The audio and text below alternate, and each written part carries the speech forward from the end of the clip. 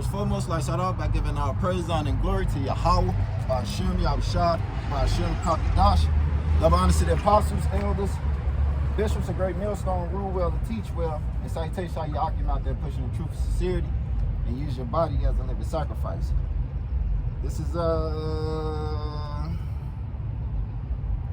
shalom to you few sisters, very, very few sisters that listen in silence as the scriptures say. Okay? This is Jeremiah 49:10. But I have made Esau bare, I have uncovered his secret places, and he shall not be able to hide himself. Right? And in this time that we in, you know, the spirit is revealing this devil, man. You know, like the scriptures say, he shall be consumed by the spirit of the mouth of the Lord, which is the prophets, right? The great men of Great Millstone with its affiliates is out here on these four corners, through the four winds, should I say, prophesying, you know, and exposing this man for the devil which he is, you know. All his riches and everything he has gained, he has gained by fraud, man, you know. And all this information is being brought out. And how's the information being brought out? Through the unicorn, you know, through the internet, you know. Okay. But I have made Esau bare, I have uncovered his secret places, and he shall not be able to hide himself. His seed is spoiled, and his brethren and his neighbors, and he is not, right? And that's what you have with what is it called? It's a book called Without Sanctuary that speak on a lot of heinous things that have happened to the slaves in the North. You know, they were screaming that the North was the place to be, you know, especially if you wanted to be free. But through that book, you come to find out that there were a lot of hangings going on in the North, you know. This is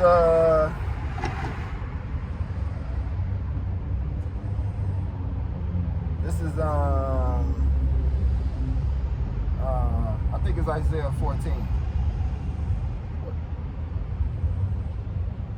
Because that's our whole job, is to expose this devil, right? This is Isaiah 47:1. Come sit in the dust, right?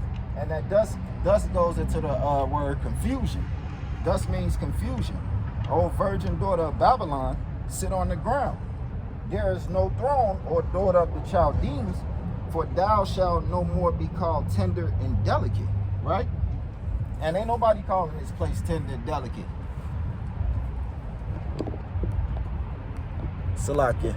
Yes, Salakia. It was trying to connect. But I hope you brothers still there. Wait, yeah, I'm still there. Come down and sit in the dust, confusion, O daughter of Babylon, right? O virgin daughter of Babylon. And this is not speaking of the ancient Babylon. This is speaking of the daughter of Babylon, which you go into Malachi, I believe that's what it is, Malachi 1:4. Let me see. Bear with me real quick, and then we're going to jump back.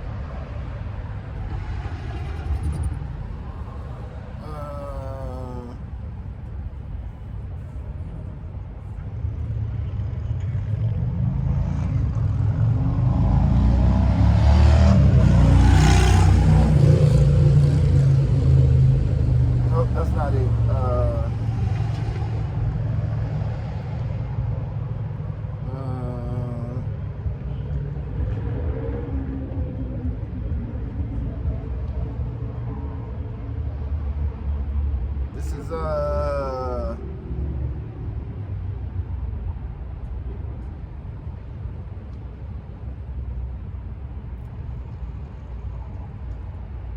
This is Psalms 137:7.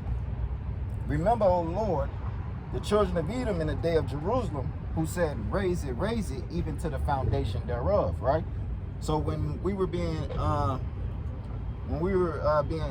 taken captive by the Babylonians, it was the Edomites that was saying, destroy our temple, you know? So here it is. It say, remember, O Lord, the children of Edom in the day of Jerusalem who said, raise it, even to the foundation thereof. You know, and I believe you can go back to 2nd Ezra, and it'll give you that history. O daughter of Babylon, right? We're speaking of the Edomites, who art to be destroyed, happy shall he be that rewarded thee as thou hast served us, right?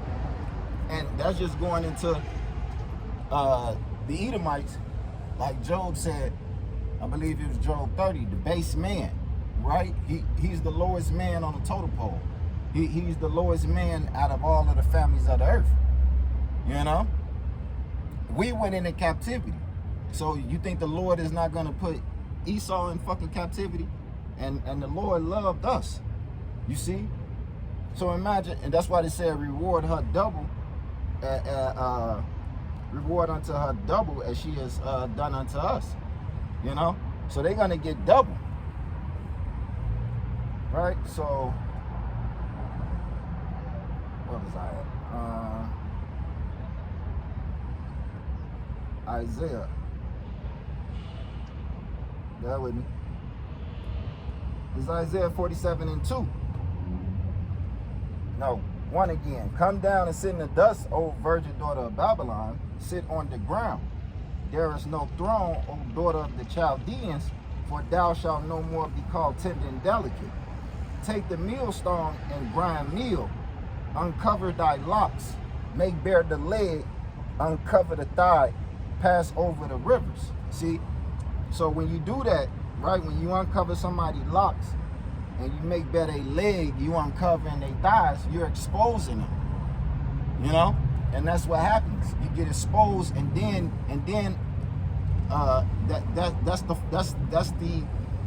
that's the whole transition of the fall. You know, first a man is exposed, and then here comes his fall. And you see that with R. Kelly and Puff Daddy. You know, what happens? So like, let me put this in the car.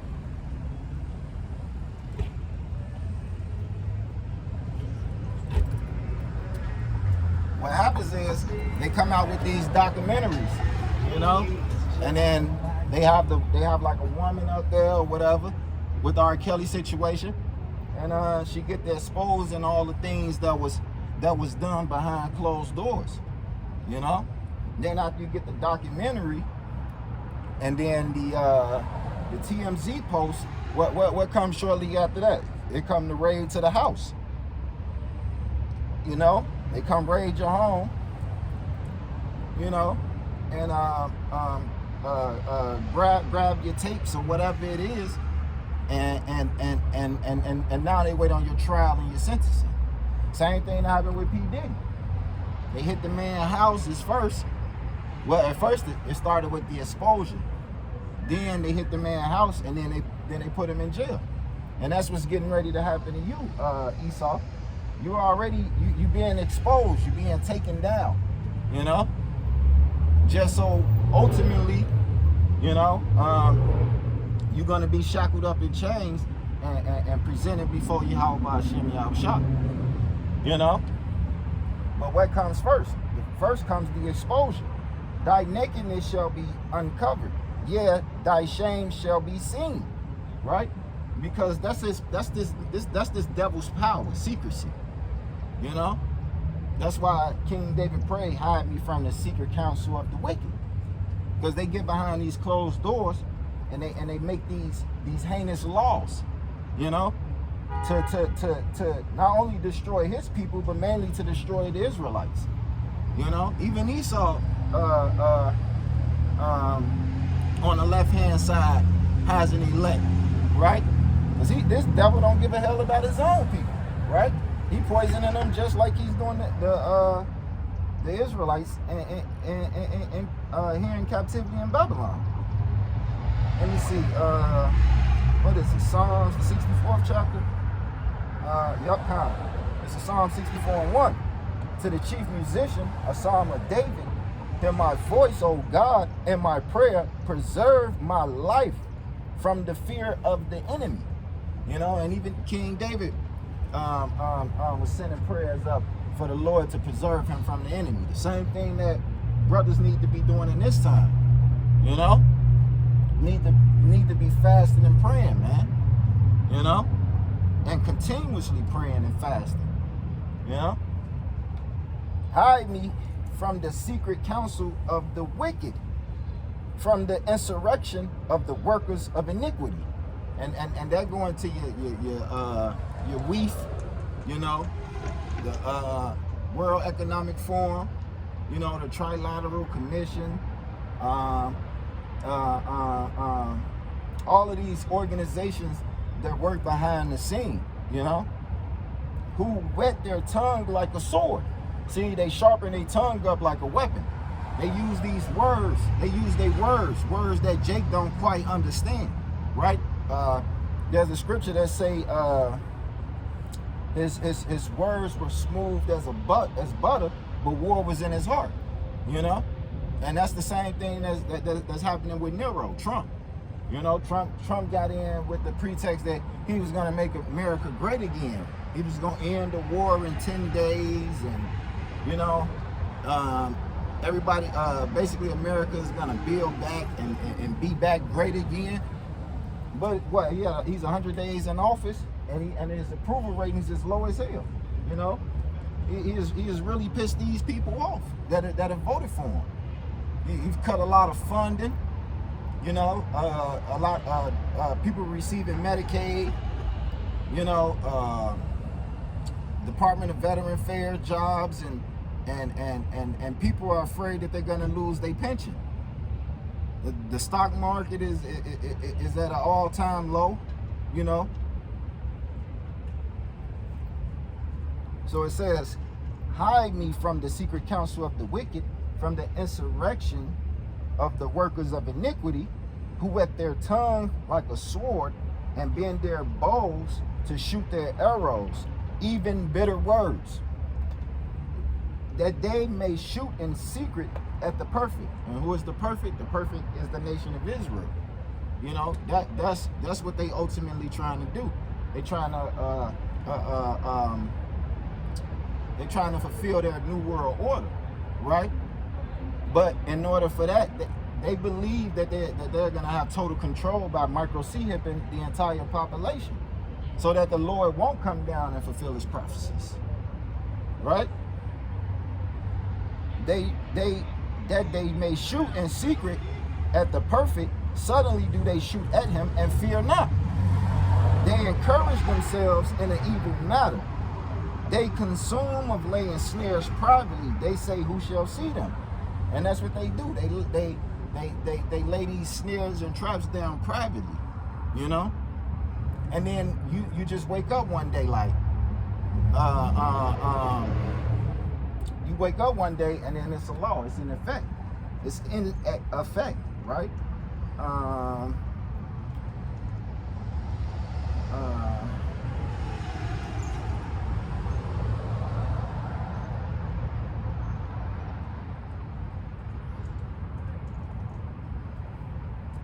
Here it is. This is Micaiah 2:1. Woe to them that devise iniquity and work evil upon their beds. When morning is light, they practice it because it is in the power of their hand. And they work these unrighteous decrees, you know, in their bed. It's in their mind, you know. And when the morning time hit, when they go to work to clock in, they on the Senate floor trying to pass these heinous bills that's set up to ultimately destroy you, to oppress, like the scriptures say, to oppress a man, a house, his home, and his heritage. They come up with these laws that you can't recommend your children, you know, that the children can emancipate from you, you know. As a man, you can't correct your woman, you know, that you can marry another man, you know, but it's illegal to marry two women, you know, because the power is in their hand to do so, right? And they covert fields and take them by violence, and houses, right? Everything that this man has obtained has been through violence, right? Like right here in America, this wasn't a land that was discovered and founded. It was people already here. You can't discover something and people already exist there. And how did they obtain the land? Through violence. You know, it killed over 80 million so-called Native Americans. You know, Christopher Columbus said he said he did so much killing he couldn't put his sword down for an hour, right? And that's why the scriptures say, "Woe unto the bloody city," because this is a city built on blood. Can't nothing righteous come from a city that's built on blood. You have to pay for that, right?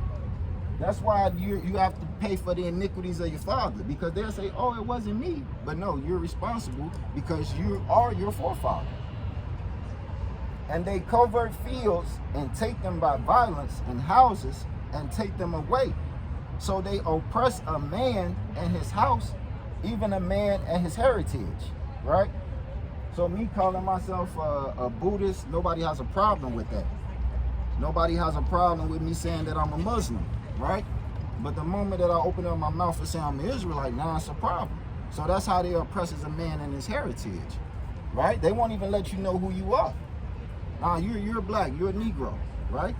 Therefore, thus saith the Lord, behold, against this family do I devise an evil, for which ye shall not remove your necks, neither shall ye go haughty, for the time is evil, right? And that's the point. We're living